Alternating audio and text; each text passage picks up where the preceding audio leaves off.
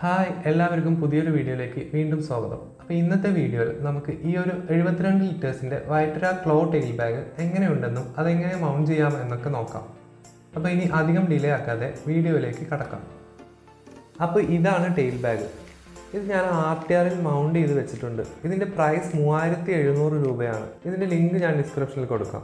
അപ്പോൾ ഇനി ഇത് എങ്ങനെയുണ്ടെന്ന് നോക്കാം. ഇതിൻ്റെ ബാക്ക് സൈഡിൽ രണ്ട് ഭാഗത്തും താഴെയായിട്ട് ഈ കാണുന്ന പോലെ ഒരു റിഫ്ലക്റ്റിംഗ് മെറ്റീരിയൽ കൊടുത്തിട്ടുണ്ട്. അതുപോലെ തന്നെ ഈ ബാഗിൻ്റെ സൈഡിലും അതുണ്ട്. പിന്നെ ഇതിലൊരു വൈറ്ററ ബാഡ്ജിങ്ങും ഉണ്ട്.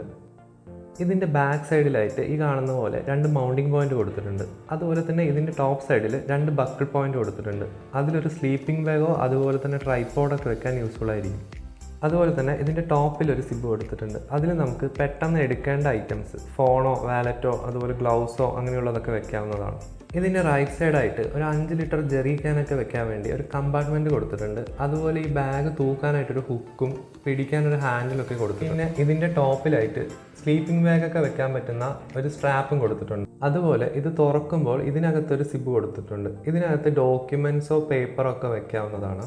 ഇനി ഇതിൻ്റെ ടോപ്പ് ഭാഗം ഫുൾ തുറന്നാൽ ഇതിൻ്റെ രണ്ട് സൈഡും ഒരു കുഴി പോലെയുള്ള സെൻട്രൽ ഒരു ഹമ്പുള്ള ഒരു വലിയൊരു കമ്പാർട്ട്മെൻറ്റ് നമുക്ക് കാണാൻ പറ്റും. ഇതിനകത്ത് ഈ കാണുന്ന പോലെ ഡ്രസ്സൊക്കെ നമുക്ക് വെക്കാവുന്നതാണ്.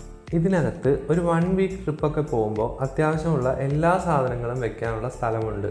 ഞാനിതിൽ 5 ഷർട്ട്, 5 പാൻറ്റ്, പിന്നെ തെർമൽസ്, പിന്നെ DSLR ക്യാമറ ബാഗ്, ക്യാമറ, അങ്ങനെ ഒരുപാട് സാധനങ്ങൾ വെച്ചിട്ടുണ്ടായിരുന്നു. പിന്നെ ഈ ബാഗ് തൂക്കി നടക്കാൻ വേണ്ടി എളുപ്പം അറ്റാച്ച് ചെയ്യാൻ പറ്റുന്ന ഇതുപോലെ ഒരു സ്ട്രാപ്പും കൊടുത്തിട്ടുണ്ട്. ഈ ബാഗിൻ്റെ രണ്ട് സൈഡിലായിട്ടുള്ള ഈ ഹുക്കിൽ നമുക്ക് ഈ ഒരു സ്ട്രാപ്പ് വളരെ എളുപ്പം അറ്റാച്ച് ചെയ്ത് തൂക്കി നടക്കാവുന്നതാണ്. പിന്നെ ഇതിൻ്റെ ലെഫ്റ്റ് സൈഡിലായിട്ട് നേരത്തെ കാണിച്ചതുപോലെ തന്നെ ഒരു 5 ലിറ്ററിൻ്റെ ജെറി ക്യാനൊക്കെ വെക്കാൻ പറ്റുന്ന ഒരു കമ്പാർട്ട്മെൻറ്റ് കൊടുത്തിട്ടുണ്ട്. ഇതിനകത്ത് നമുക്ക് റെയിൻ ലൈനറോ അതുപോലെ റെയിൻ കോട്ടൊക്കെ തന്നെ വെക്കാവുന്നതാണ്. ബാഗ് വാങ്ങിക്കുന്ന സമയത്ത് ഇതിനകത്ത് ഒരു റെയിൻ ലൈനർ ഫ്രീ ആയിട്ട് കിട്ടുന്നതായിരിക്കും.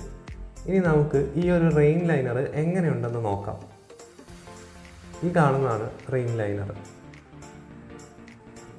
ഈ റെയിൻ ലൈനർ മഴയത്ത് പറന്നു പോകാതിരിക്കാൻ ഇത് അറ്റാച്ച് ചെയ്യാൻ വേണ്ടി 4 സൈഡിലും ഒരു വെൽക്രോ കൊടുത്തിട്ടുണ്ട്, ഈ കാണുന്നത് പോലെ. ഇനി നമുക്ക് ഈ റെയിൻ ലൈനർ ഇട്ടതിന് ശേഷം ഇതിൻ്റെ വ്യൂ എങ്ങനെയുണ്ടെന്ന് നോക്കാം. ഈ കാണുന്നത് ഇതിൻ്റെ ഫ്രണ്ടിൽ നിന്നുള്ള വ്യൂവും അതുപോലെ ഈ കാണുന്നത് ഇതിൻ്റെ ബാക്കിൽ നിന്നുള്ള വ്യൂവുമാണ്. അപ്പോൾ ഇനി നമുക്ക് ഈ ബാഗ് എങ്ങനെ ബൈക്കിൽ വെച്ച് മൗണ്ട് ചെയ്യാം എന്ന് നോക്കാം.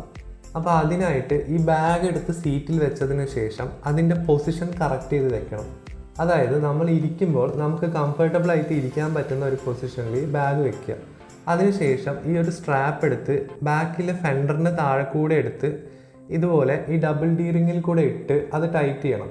എന്നിട്ട് അതിൻ്റെ ബാക്കി പോർഷൻ അവിടെ തൂങ്ങിക്കിടക്കുന്നുണ്ടാവും, അത് എവിടെയെങ്കിലും ഒരു ഭാഗത്ത് തുരുകി വെക്കണം. അതല്ലാന്നുണ്ടെങ്കിൽ അത് ചെയിനിലൊക്കെ പെടാൻ ചാൻസ് ഉണ്ട്. അപ്പോൾ നമുക്ക് ഈ ഒരു ബാഗിൻ്റെ ഫ്രണ്ട് റൈറ്റ് സൈഡ് എങ്ങനെ മൗണ്ട് ചെയ്യാമെന്ന് നോക്കാം. അപ്പോൾ അതിനായിട്ട് ഈ കാണുന്ന ഫുട് പെഗിലൂടെ ഈ ഒരു സ്ട്രാപ്പ് എടുത്ത് ആ ഡബിൾ ഡി റിങ്ങിലൂടെ ഇട്ട് ടൈറ്റ് ചെയ്താൽ മതിയാവും. ഈ ഒരു 4 പോയിന്റ് മൗണ്ട് ചെയ്താൽ തന്നെ ഈ ബാഗ് നല്ല സ്ട്രോങ് ആയിട്ട് നിൽക്കുന്നതാണ്. ഇനി എക്സ്ട്രാ ഒരു സ്ട്രെങ്ത്തിന് വേണ്ടിയിട്ട് വേണമെങ്കിൽ ഒരു ബഞ്ചി കോഡൊക്കെ യൂസ് ചെയ്ത് കെട്ടാവുന്നതാണ്. പിന്നെ നേരത്തെ പറഞ്ഞതുപോലെ ഈ ബാഗ് വെച്ച് ടൈറ്റ് ചെയ്തതിന് ശേഷം ഈ തൂങ്ങിക്കിടക്കുന്ന ഈ ഒരു സ്ട്രാപ്പ് ഏതെങ്കിലും ഒരു ഭാഗത്ത് തുരുകി വെക്കാനോ അത് കട്ട് ചെയ്ത് കളയാനോ മറക്കണ്ട.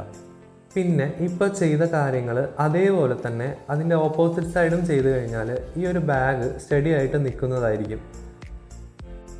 അപ്പോൾ നിങ്ങളൊരു ലോങ് ട്രിപ്പ്, ഒരു 500 കിലോമീറ്ററിന് മേലെയൊക്കെ ട്രിപ്പ് പോകുന്ന ആൾക്കാരാണെങ്കിൽ ഈ ഒരു ബാഗ് തീർച്ചയായിട്ടും നിങ്ങൾക്ക് യൂസ്ഫുൾ ആയിരിക്കും.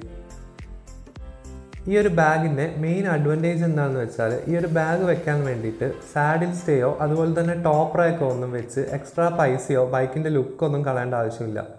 ഈ ഒരു ബാഗിന് അതുപോലെ തന്നെ ഒരു ഡിസഡ്വാൻറ്റേജ് കൂടെ ഉണ്ട്. ഈ ഒരു ബാഗ് നമ്മൾ റിയർ സീറ്റിൽ മൗണ്ട് ചെയ്യുന്നതുകൊണ്ട് പില്ലിയൻ ഇരിക്കാനുള്ള സ്പേസ് ഉണ്ടാവില്ല. അതുകൊണ്ട് സോളോ റൈഡ് മാത്രമേ ഈ ഒരു ബാഗ് വെച്ചാൽ ചെയ്യാൻ പറ്റുള്ളൂ. അതല്ല എങ്കിൽ ടോപ്പ് റാക്ക് വെച്ച് അതിൽ ഇൻസ്റ്റാൾ ചെയ്യണം. പക്ഷെ അങ്ങനെ ചെയ്ത് കഴിഞ്ഞാൽ ബൈക്കിൻ്റെ ഹാൻഡ്ലിങ്ങിന് അഫക്റ്റ് ചെയ്യും. അപ്പോൾ ഈ ഒരു രീതിയിൽ ചെയ്യുന്നതായിരിക്കും ഏറ്റവും നല്ലത്. അപ്പോൾ ഈ ഒരു വീഡിയോ ഇഷ്ടമായെങ്കിൽ ലൈക്ക് ചെയ്യാനും സബ്സ്ക്രൈബ് ചെയ്യാനൊന്നും മറക്കണ്ട. മറ്റൊരു വീഡിയോയിൽ വീണ്ടും കാണാം. അതുവരെയും ഗുഡ് ബൈ.